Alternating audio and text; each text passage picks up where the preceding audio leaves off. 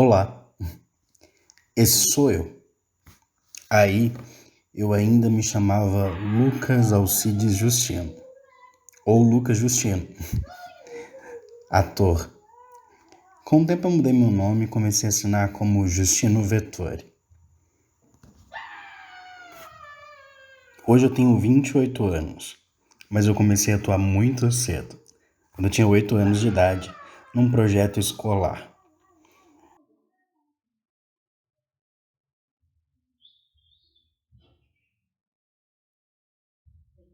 A arte não é brincadeira, é coisa séria. E o que houve? Façam arte. Arte mesmo, para todo mundo. Vale a pena. Leva a arte para quem não tem, principalmente para tua vida. Depois que eu mudei de cidade do interior de São Paulo para o interior do Mato Grosso, eu tinha muita dificuldade em achar textos para atuar com os meus colegas de escola. A gente não tinha quantidade de alunos interessados em teatro quanto os personagens no livro de Shakespeare. E foi aí que nasceu o Lucas, escritor, dramaturgo. Aqui em Palmas, o meu primeiro espetáculo assinado como autor foi João e Maria, uma aventura no Cerrado.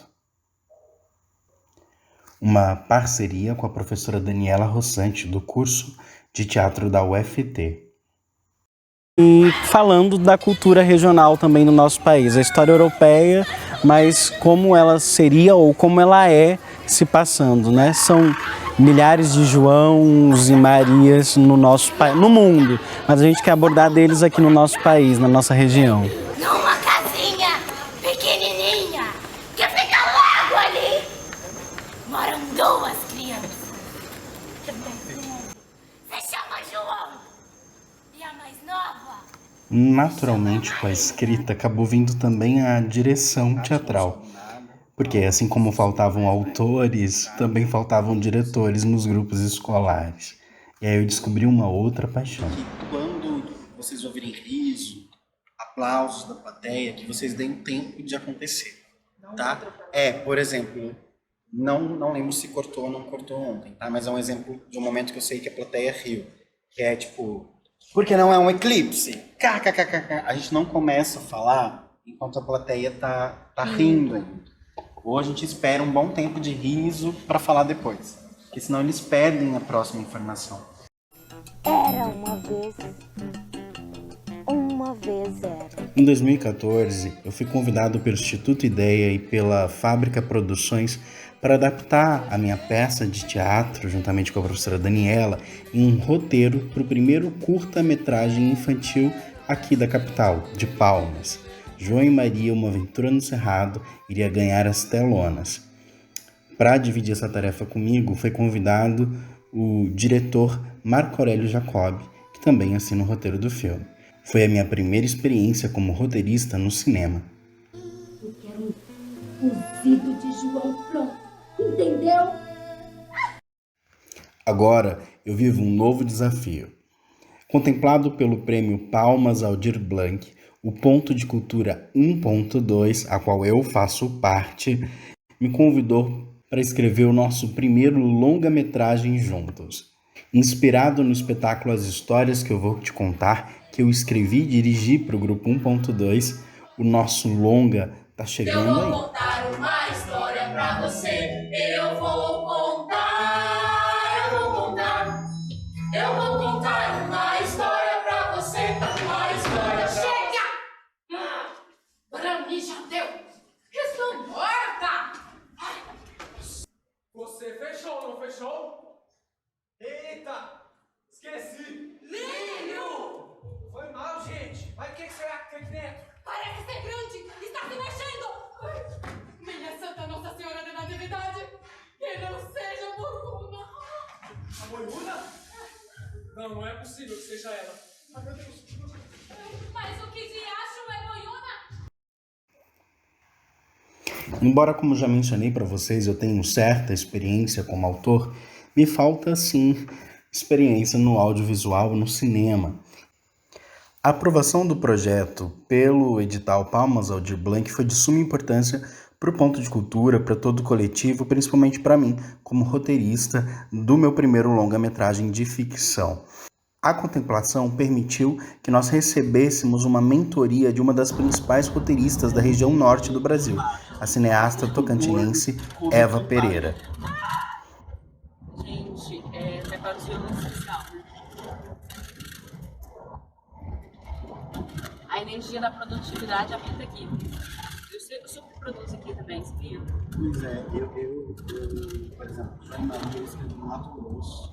Num primeiro momento, eu e a mentora Eva Pereira, juntamente com a Bianca, também do Ponto de Cultura 1.2, vivenciamos 3 dias imersos numa casa em Taquarussu, aonde nós recebemos a primeira mentoria da cineasta. Então, quarta-feira a gente tem reunião. E aí eu acho que tá bem encaminhado aqui. Depois que terminar isso aqui, a gente faz mais um tratamento aqui. Tratamento da narrativa. Terceiras correções de português, essas coisinhas, porque eu não sei se você é parecido comigo, mas parece que é. A gente vai escrevendo e vai engolindo vírgula, ponto, tudo, porque os dedos vão na velocidade do nosso pensamento. Então. Depois desse primeiro encontro, nós tivemos desdobramentos, outros 4 encontros junto com a cineasta, acompanhando todo o meu processo de escrita. E além dela, o grupo 1.2 de teatro também acompanhava. Desde a primeira cena, Já é filme de terror, isso aí, é de assassinato. E é muito clichê também. Não, acho que se ela tivesse, tipo assim, ficar surpresa e tivesse um ataque cardíaco. A partir de agora eu vou falar um pouquinho para vocês sobre os passos, então, que eu realizei durante a escrita desse meu primeira longa-metragem de ficção. Vai surgir um filme. Elas estão indo, na verdade, pro festival. As tias vão encontrar ela, por exemplo, no festival. Vou ficar te contando tudo, que saco. Sem ler, porque no roteiro tá mais legal. Bom, no início da mentoria, o que a gente sabia, o que eu sabia, era que eu queria contar uma história e que fosse para além da história do espetáculo, as histórias que eu vou te contar. Afinal, já era uma história que eu havia contado. Mas são os mesmos personagens, em situações semelhantes, mas mais aprofundadas. O espetáculo ele tem um cunho muito regionalista, que fala da cultura popular, do folclore brasileiro, dos mitos, das lendas, mas como autor eu tinha a necessidade de contar a história da família, da trupe de teatro por trás do espetáculo, né? E o que havia feito eles se desentenderem durante o espetáculo, por exemplo. Mas eu acredito que no filme, junto com o autor, os personagens também maturaram, né? Então no primeiro dia, no primeiro encontro com a Eva, a gente realizou um longo bate-papo onde eu pude me apresentar para ela, contar um pouco da minha história, da minha trajetória. Ela também se apresentou e contou da trajetória. Para mim, nós já nos conhecíamos, mas não conhecíamos a trajetória. Isso foi muito importante para quebrar esse lugar de mentor, mestre, discípulo. Ali a gente estava de roteirista para roteirista, com uma intimidade muito bacana e que foi bastante produtiva para desestressar, para tirar a tensão do momento. E uma pergunta que a Eva me fez, que foi muito bacana para o processo, era que história que eu queria contar e por que eu queria contar essa história. E eu acho que eu não sabia exatamente, né? Mas ela foi me ajudando a identificar traços e a me desapegar de certas coisas, como fisionomia dos personagens, né? Com o elenco que eu já tinha no espetáculo. E ela me fez entender que os personagens são maior, né? Não descartando os atores do grupo, né, que me colocaram aqui para a escrita, né? Mas que eu realmente deixasse o espetáculo, o filme fluir, sem me preocupar inclusive com itens de produção, porque como eu sou produtor, vinha muito esse pensamento: nossa, mas para gravar esse orçamento. Ela disse: Lucas, isso é limitante, você não pode se limitar enquanto autor para escrever a sua história. E aí ela me sugeriu naquela noite, depois da gente conversar bastante, eu contar para ela o que eu visualizava de cada personagem dessa história que eu já havia contado e o quanto eu os conhecia para além do espetáculo que eu já havia contado. E depois ela me aconselhou dormir com essas personagens, né? Então ela falou, conversa com eles antes de dormir, mentaliza como eles iriam dormir com você, né? Se a gente está num cômodo aqui, qual seria o diálogo de boa noite de vocês, e deixa descansar tudo isso que a gente conversou no primeiro dia. E de fato naquela noite eu dormi com as personagens na minha mente, mas foi um sono leve, muito tranquilo. No outro dia eu acordei 5 horas da manhã já digitando, já colocando coisas na cabeça que estavam sendo assentadas. Quando ela acordou eu já tinha melhor definido as personagens para apresentar para ela. Isso é muito bacana. Antes de eu escrever qualquer coisa no papel, eu entender que história que eu queria contar e quais personagens iriam passear, pelo menos os principais personagens queriam passear por essa história. Bom, é bacana falar que a Eva me apresentou várias formas de iniciar o trabalho da escrita, e ela deixou claro que em todos os roteiros que ela já trabalhou, ela algumas vezes seguiu algum formato e alguma vez não. E ela me apresentou para que eu ficasse, de certa forma, livre para começar por onde eu achasse mais interessante.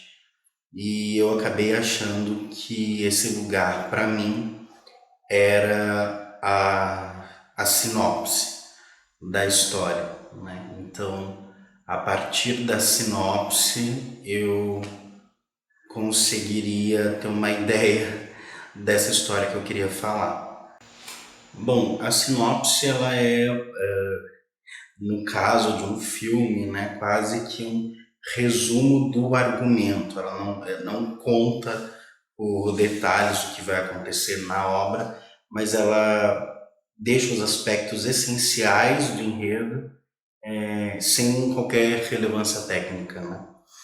E ali você já consegue ter uma ideia do começo, do meio e não necessariamente do fim da tua obra, né? É uma parte que eu posso dizer, é algo que vai contribuir para que as pessoas se interessem ou não pela sua obra, pelo seu filme, né? Não tem um caráter de resumo, porque no resumo, especificamente, né, embora tenha usado a palavra resumo aqui no início, o resumo vai resumir toda a tua obra, e a sinopse não, ela vai dar pincelada, ela é um chamariz, né, para que a pessoa continue interessada na história que você vai contar.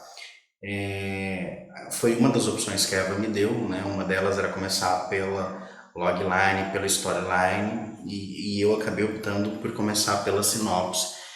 E depois da sinopse eu tentar resumir isso na storyline e na logline. Como a sinopse é algo bastante comum de se encontrar, tanto na internet quanto numa capa de um DVD, de um filme, por exemplo, eu vou optar não mostrar aqui a sinopse do filme. Algo bacana de se falar é que no próprio projeto, né, nós havíamos titulado o grupo como Vou Te Contar, o nome do filme, remetendo ao espetáculo As Histórias que eu vou te contar. Durante o processo de escrita eu alterei já algumas vezes o nome, primeiramente para os Flores, que é o nome da família, porque todas as personagens têm nome de flor, mas que depois eu também troquei por um terceiro nome. Então isso é algo que pode acontecer durante o processo de escrita ou durante os tratamentos. Provisoriamente o nome do filme é Parsárgada, mas eu ainda não sei dizer, por exemplo, se quando a gente for rodar o nome vai continuar isso ou não. Então, acho que para partilhar com vocês por hoje até o momento é isso. Eu volto depois para falar um pouquinho melhor de como a gente desenvolveu a storyline e a logline. Olá pessoal, hoje eu tô aqui agora para a gente falar um pouquinho sobre a storyline e a logline do filme. É engraçado, né? Já fazem alguns meses a gente começou o processo no mês de março, abril, e agora a gente já está basicamente no meio do ano. A gente já trabalhou algumas vezes a storyline e a longline, que eu vou explicar para quem não sabe do que se trata. Mas é bacana saber que isso, conforme a gente vai escrevendo o roteiro, ele acaba modificando algumas coisas de ambas, tanto da sinopse, que eu já comentei com vocês, quanto da storyline e da logline. Para quem não é da área, né, ou para quem como eu está passando por isso pela primeira vez, eu queria explicar então um pouquinho sobre a logline e a storyline. A storyline, ela é basicamente... aliás, vou começar pela longline. A longline é basicamente a sua história contada em 2 ou 3 frases barra linha, não é? É uma forma de você prender o teu leitor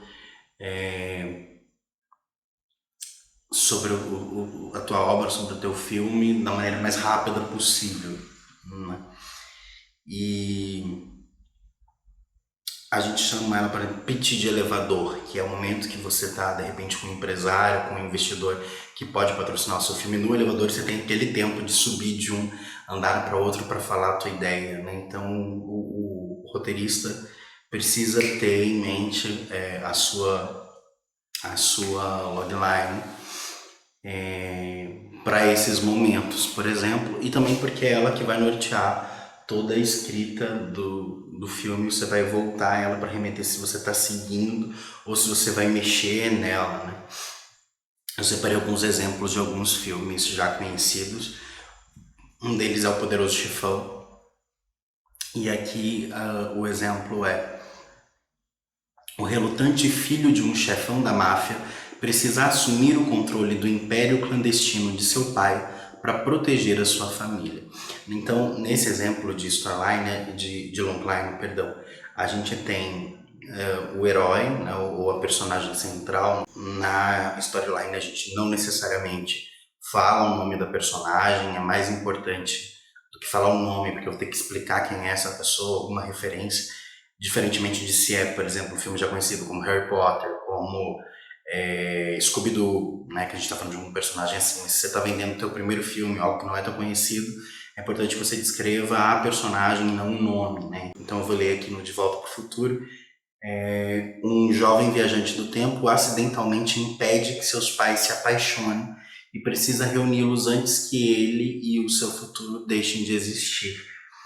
Então aqui a gente já tem também na logline o personagem, o jovem viajante, o conflito, né? Então um acidente temporal que acontece e que, se ele não resolver esse acidente, tanto ele vai deixar de existir quanto os pais não vão se conhecer. Então aí a gente já fala qual que é a personagem, qual que é o conflito que vai se desenvolver ao longo do filme.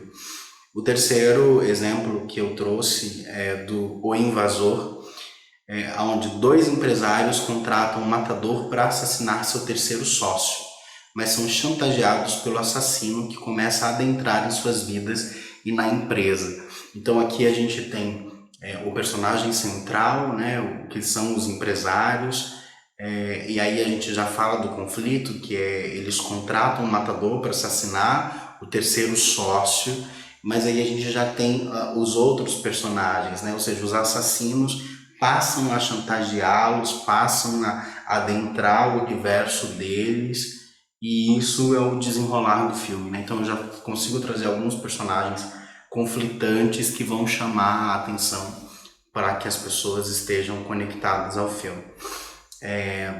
Eu quero ler para vocês, então, mostrar para vocês como ficou a minha longline, a logline do filme, que por enquanto se chama Parsárgada, ok? Vou mostrar aqui para vocês. Uma família de atores, ainda em luto pela morte de seu menestrel, se perde em meio ao sertão. Diante de uma fogueira, o teatro já não basta, as máscaras cairão, é hora do acerto de contas, né? Então aqui na minha, eu já menciono que não é um personagem, mas é uma família, né? Uma família de artistas de teatro. Isso já traz um nicho para o filme, não só de atores e apaixonados pelas artes cênicas, né? Mas já me coloca aí que os meus personagens não é né, uma trupe de atores. Já coloca um conflito, né, então com a morte do diretor do grupo, eles se veem no lugar do que vai acontecer com eles da agora para frente, e quase que um casos de família, né, cheio de conflitos, e eles vão precisar resolver isso, porque no meio do caminho eles se perdem, a Kombi quebra e aí tá todo mundo irritado e é hora deles revelarem segredos, né? Então ali eu já começo a dar deixas do que vai ser o filme, e isso vai ser descrito um pouco melhor depois na storyline. A storyline é um pouco maior, né? Então se a gente tem aí, então se eu tenho na logline aí de 1 a 3 frases ou de 1 a 3 linhas, na storyline eu vou desenvolver um pouco melhor essa história em um parágrafo, né? Ou em 5, 6 linhas. Algumas pessoas estendem um pouco mais, mas essa é a média, né? E eu trouxe para vocês logo de cara então um exemplo da storyline que nós fizemos do filme, para a gente entender um pouquinho, né? Uma trupe de teatro mambembe composta por membros de uma mesma família vive momentos delicados após a morte de seu menestrel e as relações familiares estremecerem. A caminho de um festival, a Kombi colombina que leva a trupe quebra.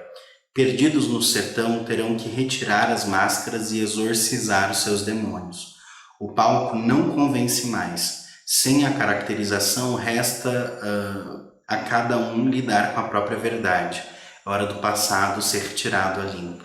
Então aqui eu dou outras dicas já, né? Eu trago a colombina, que é a Kombi, eu trago o fato de que eles vão se perder, ela vai quebrar no meio do caminho, vai ter, e que cada um ali tem o seu conflito interno que vai tensionar, e que nessa tensão eles vão precisar contar os seus segredos, né? Isso já instiga um pouco mais a pessoa a seguir lendo ou não o argumento do filme.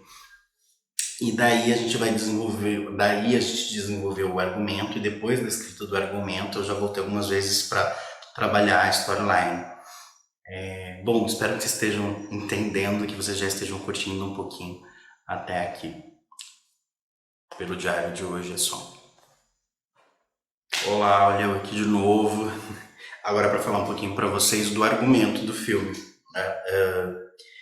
Então a gente trabalhou, Eva e eu, nas personagens, né? A Eva contribuiu muito para eu alinhar melhor a história das minhas personagens. Depois a gente trabalhou na sinopse do filme, né? Que ficou aí. Hoje a gente tem 4 parágrafos, que dá aí quase meia página de sinopse, onde eu apresento os principais personagens e o conflito do filme. Depois a gente reduziu a sinopse, a storyline e a logline, e depois a gente partiu para o argumento do filme, né? Então o argumento do filme, ele é a história narrada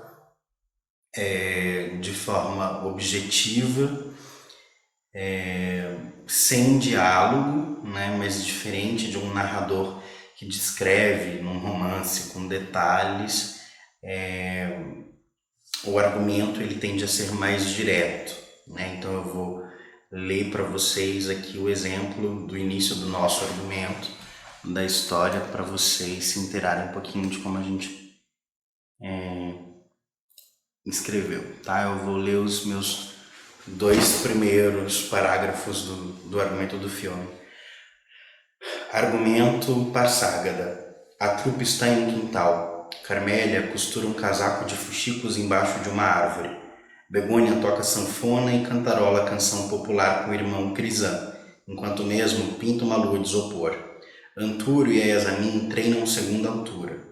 Crisan pede a Antúrio que dê um pulo na venda para comprar querosene para as lamparinas. Antúrio diz que vai assim terminar a sequência de treinamentos com a irmã. Crisan diz que ele mesmo vai antes que a venda feche, e entra para dentro da tenda. Carmélia e Begônia se entreolham e acompanham o irmão. Esse é o primeiro parágrafo do argumento. Então, o argumento ele precisa fazer com que a gente visualize a cena do filme, né? Não todas as cenas, não todas as sequências, mas que a gente comece a entender a história do filme, transformando ela em imagens mais objetivas, né? Esse primeiro parágrafo meu tem seis linhas e ele vai remeter a uma página, não obrigatoriamente, mas quando eu transformo isso no roteiro, esse meu argumento, esse primeiro parágrafo vai virar uma cena, né? E essa cena já vai ocupar uma página do roteiro do filme, né? Então, sem muito detalhes ou sem falas, porque esse diálogo vai vir no roteiro, eu já descrevo o que vai acontecer nessa cena, né? O argumento de um longa varia muito também, não tem uma regra, mas, por exemplo, agora que a gente já passou da fase do argumento, que eu já estou escrevendo o roteiro, ele já está com 55 páginas nesse momento que eu estou gravando para vocês, mas o meu argumento tem nove páginas, né? Então, para a gente ter uma noção, um longa costuma ter entre 9, 10, 12, 13, né? Essa média de páginas, para mais ou para menos, né? E no argumento você vai desenhar o teu roteiro, né, o que vai acontecer no teu filme já em cada sequência, né? Então, nesse momento, Yasami entra, fala com o pai, sai. Nesse momento, o pai fala com a tia, vira de costas, sai, muda o plano, né? Sem necessariamente descrever isso. Mas a gente já começa a conseguir ver a história no argumento, né? Se na storyline, na logline, a gente tem objetivamente o que vender a história, e na sinopse a gente lança para o leitor o que vai ser a história, já no argumento a gente tem desenhado, ilustrado para ele um pouco de como o filme vai se passar. Então aqui eu não tenho rodeios, aqui eu não tenho muito detalhes, eu vou colocar detalhe no argumento só se ele for fundamental, né? Então, em um certo momento do meu argumento, eu coloco que Carmélia vira uma carta e que nessa carta estava a imagem da morte segurando uma foice. Esse detalhe vai ser importante por uma cena que vai acontecer do meio para o final do filme, né? Então, aí sim eu descrevo. A carta precisa ser assim, senão eu não preciso descrever, né? É só se realmente aquela descrição for extremamente importante para o teu roteiro, para a tua história. Oi, gente. Estou voltando para falar um pouquinho para vocês hoje, um pouquinho de como foi o desenvolvimento do roteiro, então, do filme. Já se passaram quase 8 meses desde o início da escrita do roteiro. Hoje eu estou com 64 páginas de roteiro, que já sofreram várias alterações ao longo da história, mas que foram alterações muito bacanas, porque o texto foi maturando, né? Ele foi sendo refletido, e é muito bacana perceber que, por exemplo, desde a storyline, da logline, da sinopse, até mesmo do argumento, que são coisas que a gente está fazendo ali, que eu optei fazer no início, né, com a mentoria da Eva. Durante o processo de escrita do roteiro, algumas coisas vão se modificando, e aí você fala, nossa, mas eu escrevi isso lá no argumento, mas não tem nada a ver isso acontecer aqui. A personagem Yasmin que eu escrevi, ela não falaria isso, ou mediante essa postura, isso não se encaixa. Então muita coisa vai mudar durante esse processo do argumento para o roteiro, né? E foi bacana porque eu tive momentos com o Ponto de Cultura, com o grupo de teatro 1.2, em que os atores ouviam as cenas e a gente conversava sobre ela, né? E são atores que já interpretaram os personagens, no espetáculo, embora seja um outro momento da história, mas eles com, nossa, como o personagem amadureceu, nossa, mas o personagem faria isso mesmo, ou nossa, que legal essa reviravolta, ou a atriz que fez a personagem fala, não, mas eu não vejo ela assim, e aí ela fala, nossa, né, mas tudo bem, tá, é um outro lugar, é uma outra história, ou que louco pensar nessa personagem 20 anos mais velha, a história se repete, mas ela tem mais idade do que ela tinha no espetáculo, né? Então eu ia tendo feedback dos atores, algumas cenas, por conta da pandemia, a gente não teve tantos encontros presenciais como a gente gostaria, e a gente começou a se encontrar com maior frequência, mas ainda muito pouco, depois do segundo semestre de 2021, quando a maioria já tinha tomado a primeira dose, né, e parte do grupo já tinha tomado a segunda. Mas foi quando eu comecei a trazer também um texto para eles, a parte do roteiro que eu lia, e eles iam tendo essas reações e dando palpites, e isso foi muito bacana, porque eles conseguiam, por exemplo, eu tive um bloqueio, finalizei o roteiro, a primeira versão do roteiro, há mais ou menos 4 dias, mas eu demorei, e acho que isso é bacana compartilhar com vocês, quase que 1 mês e meio, 2 meses para conseguir escrever as 2 últimas cenas, enquanto 85% do filme foi produzido muito rápido, né? Eu acredito que em 2 semanas eu consegui estruturar toda a parte do roteiro. Essa parte final demorou mais, porque eu não gostava, porque eu achava, nossa, o personagem vai para isso, vai para aquilo, é clichê, não é? Não, mas isso aqui tem que alterar. E aí mas durante todo o processo, né, já vão fazer 8 meses do início da escrita, eu entendi que, não, eu trabalhei bastante agora no argumento, acho que eu preciso deixar ele descansar como uma massa de pão, e a hora que vir a mente eu volto a mexer, né? Eu acho que isso vai muito do processo. Às vezes a Eva perguntava, Lucas, e aí como é que tá? Eu falo, não, o personagem ainda tá viajando, não consigo alcançá-la nesse momento. E aí eu comecei a respeitar o tempo da obra, que eu achava que realmente eu iria fazer em menor tempo, foi maturando. E a Eva foi dando orientações de, olha, tal filme pode te remeter a alguma experiência, o Lucas, olha esse roteiro, né? Então a mentoria dela contribuiu bastante para isso, e também o feedback do grupo. Conforme a gente foi discutindo as personagens, né?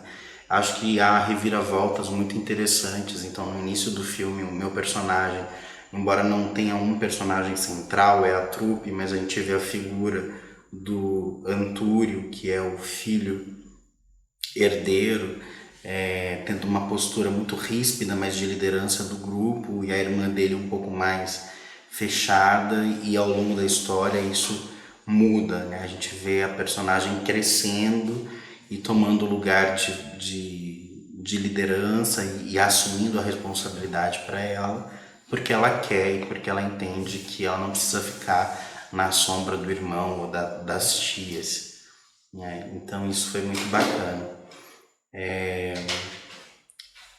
Aonde eu cheguei até agora, eu entendo que eu preciso avançar mais, mas que também é a primeira versão, né? E que isso vai ser tratado, isso vai ser maturado, isso vai ser lido, relido, e que eu posso fazer isso em outros momentos.